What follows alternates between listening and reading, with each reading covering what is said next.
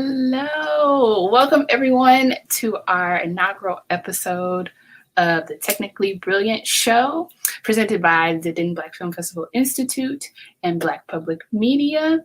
My name is Ebony Johnson, where I serve as the director of DBFFI Outreach and Education. And we're just happy to have you here with us during this lunch session and engage with us as we connect with Black artists, filmmakers, who are using virtual reality, augmented reality, and other technologies to tell stories. Guiding our conversation today is Black Public Media's Director of Emerging Media, Lisa Osborne. So I'm going to bring up the wonderful Lisa. Hi, Lisa. Hi, Ebony. How are you? I'm good. How are you? I'm awesome. I'm really happy to be here. This is this collaboration with Denton has been super cool, and I'm really excited to see where we go over the next 2 months with all the guests we have planned. We so rarely get to see Black creative technologists talk about, their work in granular detail, and so I'm really looking forward to learning more about each person's process over the course of the 8 episodes, as well as looking at some of their recent work or the work that they have in development. I've been an interactive producer for 25 years, so I really love process conversations. I like finding out what tools people are using, whether it's hardware or software, and also how they actually learned how to use the tool, which I think is key. Yeah.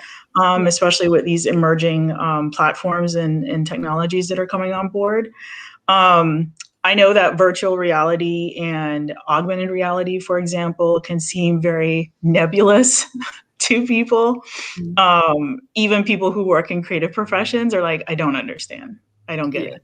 And so I think our mutual hope, like between Denton and Black Public Media, is that these interviews make the technologies far less intimidating and far more accessible to Black creatives and to Black educators. Our first guest today is Carla LynDale Bishop.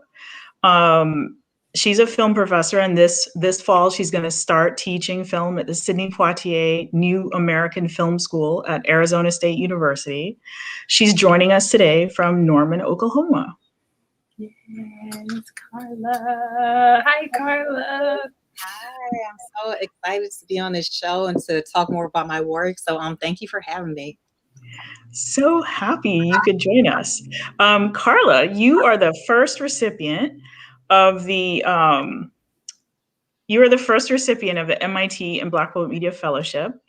And you've been using the fellowship to research and develop your American history project called Mapping Blackness. So really looking forward to diving into that more in today's episode. So Ebony, I am going to give the stage to you both. Carla, it's lovely to see you. Yes, have fun. Thank you. She's going to be like the ninja in the back helping us. So I guess the obvious question is, what is Mapping Blackness about? Yes. So Mapping Blackness is an interactive digital archive that documents and preserves the history of small Black towns throughout the United States. So we focus on local heroes, communal spaces, and just the stories of these Black communities, and using various technologies such as augmented reality, 360 VR, and traditional documentary storytelling to preserve these and put these on an interactive map. Got it. So how long have you been developing this project? This has been a couple of years. It originated as a traditional feature-length documentary that I started in Ohio in a community called Twinsburg Heights, where I did a documentary working with young people, and they tell the history of this predominantly Black community. And we had it in a feature-length documentary that went to festivals and had a really great reception. But I realized there were limitations to that because there were more stories that we weren't able to capture in that traditional documentary form. Got it. Okay. Exploring other ways to do interactive technology, and also so that we could build on these stories. And that led me down a path to do more interactive documentaries of these communities. Got it. Okay. So basically you started to explore emerging tech because traditional film was too limiting. Absolutely. Like you couldn't scale it and accommodate as many stories as you'd like to from that particular town. Absolutely. I feel like if I went the traditional route, we would have like an 80-hour documentary. So using like different forms of technology allows to have like bite-sized stories that are 1 to 2 minutes long on different topics and people. And okay. And it's something that you can build upon over time, so over years. So Got it. I noticed with that project when we were done, it was just like there were so many more stories to get. And I also noticed that even with traditional documentary, there weren't a lot of young people that go to film festivals to see these films. That is correct. Find a way to get young people involved in this history and creating it and watching it. So I thought, what better way than using mobile technology? The time when I had the idea was when Pokemon Go was really huge. And I saw how my kids were using the app to just interact with different spaces in a physical way. So I had an aha moment thinking about some of these Black towns that are no longer in existence. How can we still tell their stories using AR and VR? So if you're walking down the street, you can see the church that used to be there, the homes that used to be there, using mobile technology. When you tried Pokemon Go, you know, all those years ago when it had that explosion that 1 year of usage, had you ever used an AR tool before? Like, were your kids already exposing you to Snapchat filters and stuff like that, or? Filters. I went to a few like workshops and conferences where I saw a few other artists that were using it in creative ways, but it was still I was still relatively new to it. And I was trying to find. Had you used it like at the conferences, but I assume like in real life you're seeing it used for pop culture ways, but then at the conference you're seeing it used for academic ways. Had you ever seen any academic uses of AR or augmented reality out in the wild, like outside of the conference? At that time, I wasn't really seeing it. I wasn't, and even in terms of AR and VR, I wasn't seeing it document Black history in this way. I hadn't seen that or that overlap. And now I'm seeing it more and more, but just even years ago, I feel like it was still relatively a new way of telling these types of stories. Got it. Should we watch the video, the pitch video that you developed a month ago for the BPM Plus showcase? Let's do it. Let's see. Sure. Oh no, cancel.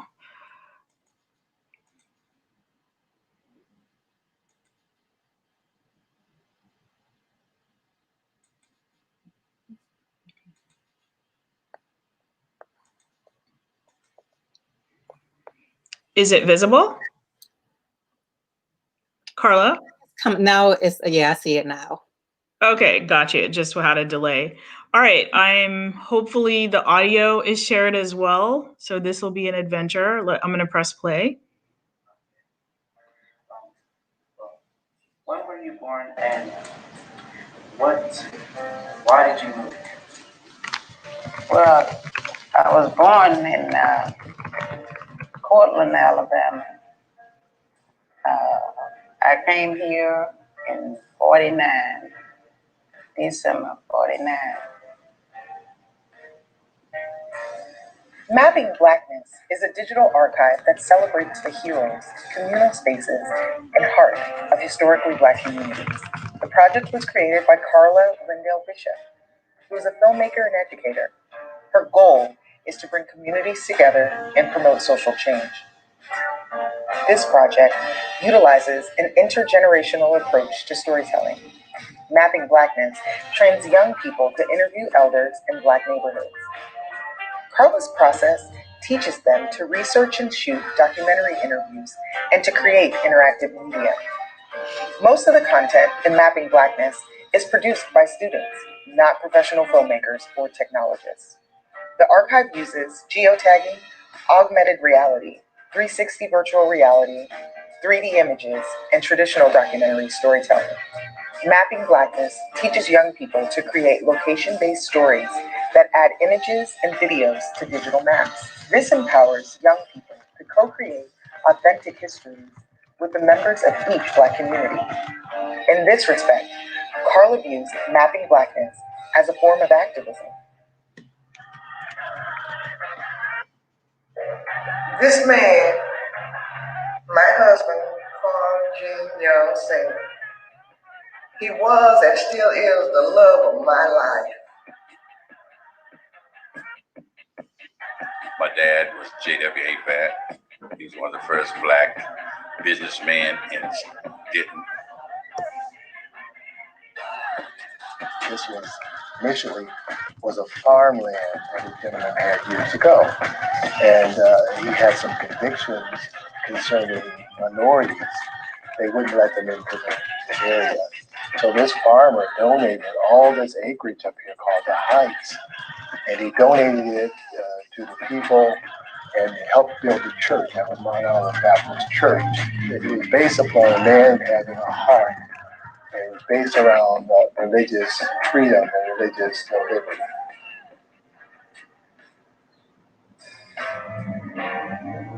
This digital archive will also invite audiences to virtually visit spaces that are no longer in existence.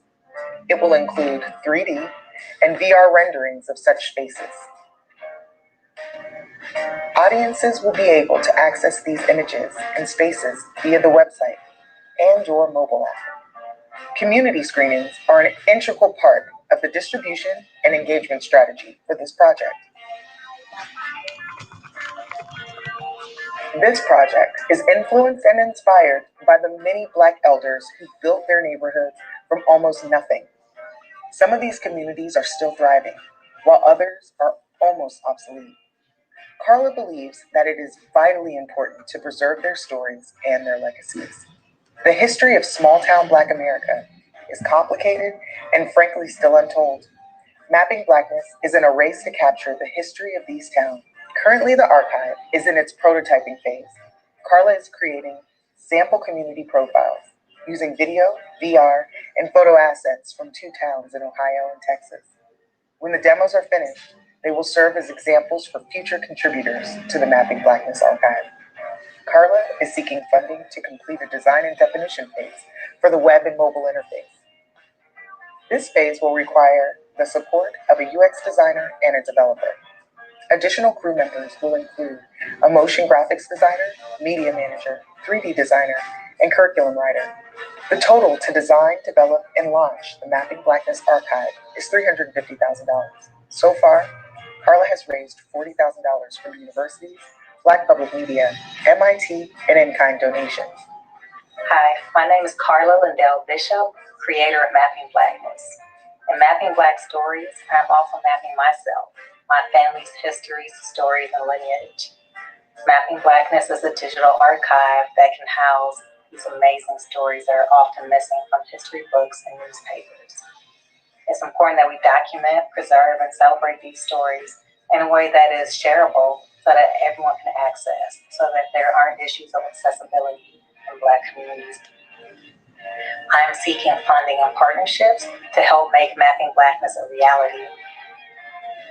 Help me reach my goal of documenting at least 50 historically Black communities across the United States.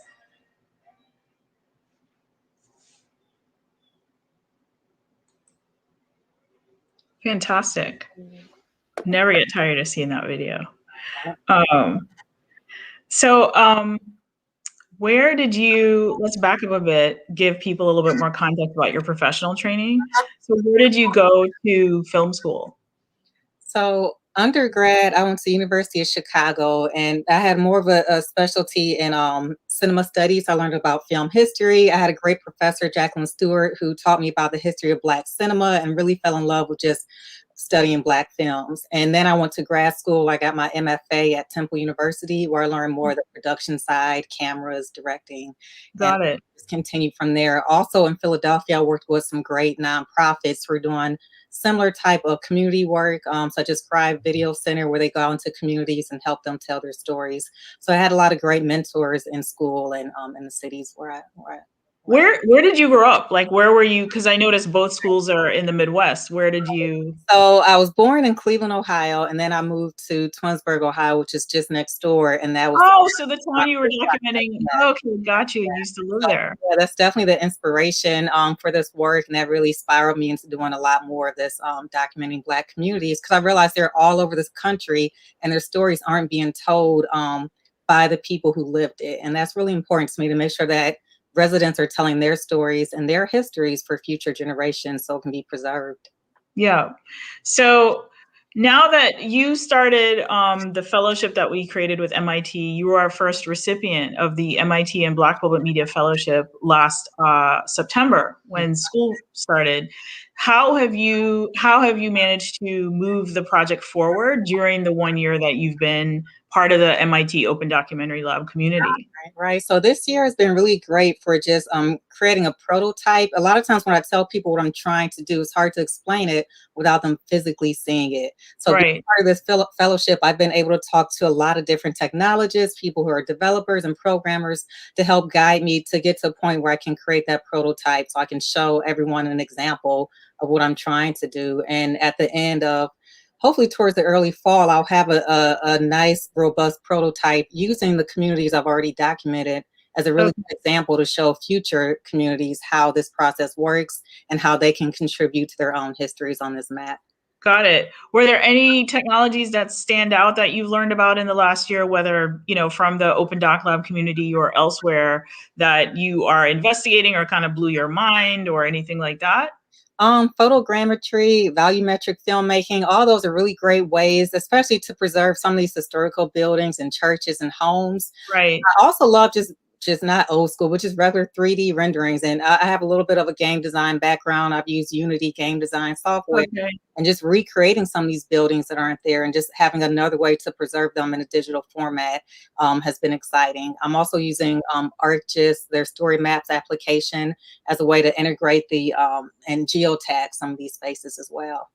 Got it. So do you think that your platform, when it's built, will have a way to sort, like I can search, but I can say the type of file that I'm looking for, like I only want to see 3D files, or I only want to see VR files, or I only want to see augmented reality files? Do you think that that's the way it's going to work? So there's a way where definitely the structure, you'll be able to search for using metadata. So even, from the technology aspect, you can search for various assets, but also just subject-wise. So if you're looking up Black churches, you can aggregate that and type that in, and you'll see the Black churches all across the United States. And what I love about this project is that there are so many similar stories that I'm learning. So even a story in Ohio versus Oklahoma, there are similar histories in terms of how these Black communities were formed. So you could even see those similarities. But then you also see the uniqueness in each neighborhood and how each neighborhood formed in a slightly different manner, has a slightly different history. So you can see the churches and the schools and different aspects and search those as well. Cool. Ebony, do we have any audience questions? Because if so, this would be a perfect time to take our first question.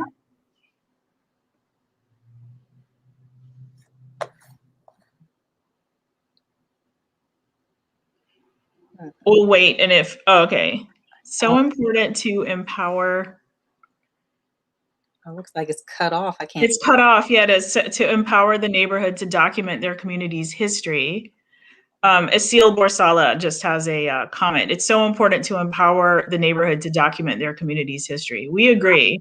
I think there's something, I think you have mentioned before about how when you have gone into each community and looked at the quote unquote official record in newspaper archives and, court records and things like that, that the community, the way that the community is described in those documents, the public documents, is quite different than the way that the residents, whether they're children of people who form the community or actual elders who grew up in the community, the way that they describe their own community. Has that been consistent across in your work? And that just comes historically, we weren't writing the newspapers, back in the day, or there were definitely a lot of Black newspapers that I want to include in this archive, but the mainstream media, we didn't always have the control or the power to tell our own story. So this is a way to make sure we're getting our stories out there from our own point of view. So I think that's important to add to what's already out there. Do you know, is there a central database that you can search of Black papers? Like, have they all been digitized? Yeah, there's a lot of archives that I've come across. Mostly they're housed within universities, and there's also a few journals and academic journals that also house a lot of these historically Black newspapers that are becoming digitized. So those But they haven't been consolidated into one searchable Black newspaper. I don't know, not that I know of offhand. Library? Way to access, but mostly through library archives is what I'm finding. Okay, so you have to like access each one independently. How did you start then after you were exposed to Pokemon Go and, you know, filters on things like Snapchat, started seeing it at conferences? How did you set about actually teaching yourself augmented reality, for example? Right. I mean, definitely a lot of it was self-taught because that, you know, even a few years ago, it wasn't like there were a lot of books about the subject. And even as the Right. books were being printed, they were almost outdated instantly. So it's Right. just doing research on my own, practicing, a lot of experimenting, testing, seeing what technology was out there. I used a lot of open source apps. A few years ago, there's one called HP Reveal and Erasmus. Those are now like defunct and whatnot. And that's kind of the hard thing about augmented reality. It's always changing. There's always a newer app. So with Mapping Blackness, I'm working with developers to create their, you know, its own app that's, you know, more controllable and that will be able to modify as needed. But it was basically a lot of just researching and experimenting and figuring out what worked for my needs versus what didn't. Interesting. So we have a question from the audience from Laugh and Lamb Productions. Do you have any particular community partner that you want to work with? Community partner in terms of like specific neighborhoods or organizations? Let's assume that they mean what type of community partner would you normally partner with to go profile a community? Right. A lot of times so far, my research has been, it's worked two ways. I've had some communities come to me telling me that they want their communities documented, but I also do research. There's a lot of ways just to see, you know, just census data. Where are these Black communities? And a lot of them aren't their own cities. They're not their own municipalities. They're like small neighborhoods within a larger city. And just about every city has them, like due to redlining and segregation. A lot of times they're behind the railroad tracks, near factories, and they're secluded. And those are the communities I'm most attracted to. Those are the ones where you don't see them in mainstream media. So just doing research, those are relatively easy for me to find and identify. Right. And just having communities reach out to me and those who want their stories told. I try to help and be a facilitator to help get their stories told. Got it. So do you have a short list running of like your dream towns that you would? Okay, got it. Yeah, I've been working on that list. Even here in Oklahoma at one point had the most historically Black towns in the country. At one point it had 55, and right now it's dwindled down to 13. So post-slavery, when a lot of these residents were migrating, a lot of them made a stop in Oklahoma on their way to Kansas. So there's a lot of history where a lot of Black communities migrated from the South during that Great Migration. So that has been somewhat of my running list to initially start, but they're all over, like, Hawaii. Right. I'm going to get all of these communities throughout the U.S. 55? Yes. In Oklahoma, yes. Wow, that is mind-blowing. Oklahoma is not someplace that I think I or the average Black person associate with the Black diaspora or Blackness in general. And the only thing you hear is Black Wall Street. You hear about Tulsa, but right. Other communities that thrived and some that didn't, but their stories aren't told. Like they're overshadowed by a lot of these other communities. So it's important to get their histories and just even to preserve them. So I want this to be like a living museum, like with images, photographs, video, and just preserving these communities for generations to come. Right. And then how about virtual reality? Where were you first exposed to that? Because what I find interesting about your perspective is that you're an educator. Right. So, you're teaching at universities, and I always wonder when you're a person who's supposed to pass information off to the next generation, how do you stay up to speed on the latest tech? You know what I mean? Because I know that what I've seen is that the latest technologies usually are incubated by big research universities, as well as independent artists and filmmakers who are, essentially hacking and trying to break things and making, doing skunk works. And so there's like this intersection between the two. And then when you bring in like government funding, like military funding, that tends to add infusions of cash, especially at the big research universities to develop certain technologies. So I'm always curious with every person I meet who works in this field, where did you first get exposed to VR, and how did you start to teach yourself about it?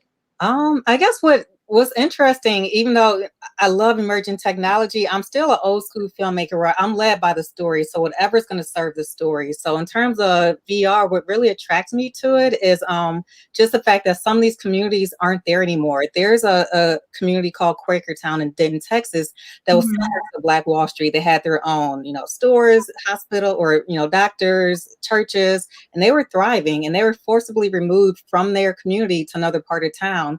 So the way I was thinking about retelling this story is, how can I tell a story for a place that no longer exists? So Right. that's VR came into mind. So how can you transport the audience to this space where you can see the grocery store, where you can see the schools? And that's where the technology really served me. So I wasn't necessarily chasing the technology. I was just thinking about ways to tell these stories for places that aren't in existence, or also how to preserve them. So even using a 360 VR camera, some of these spaces, I want to transport people to these churches or to these homes that were built by their great grandfathers, so they can actually see what it's like to be inside and hear the voices of the people that were there and hear the choir singing.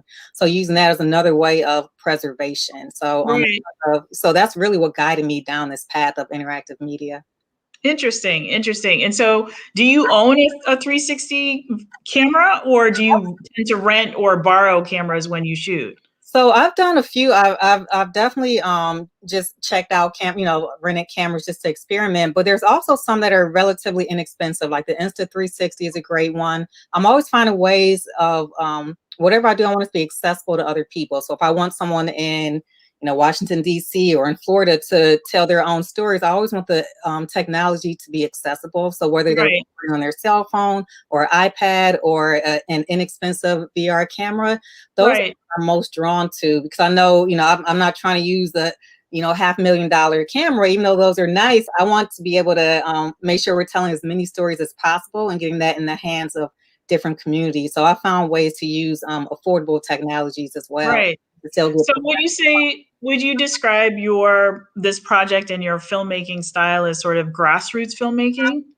Definitely. I definitely start at the grassroots level with the communities. My goal and the best case scenario is to work collaboratively with the community. So they're telling me what stories they want told and making sure we're documenting it from their perspective and from their point of view. So that's always my guiding force. Yeah. And now, over the last couple of years, this term co-creation has come into fore, and at the MIT Open Documentary Lab, they actually have a co-creation studio. So it's interesting that you started doing co-creation without even knowing that it was a thing. That was just an instinctive thing for you to say, I want to not go in and do extractive filmmaking with my perspective on projecting what I think the community is about, but to actually ask them and say, what made your community, special, and what was it like growing up here? So I think that's really interesting.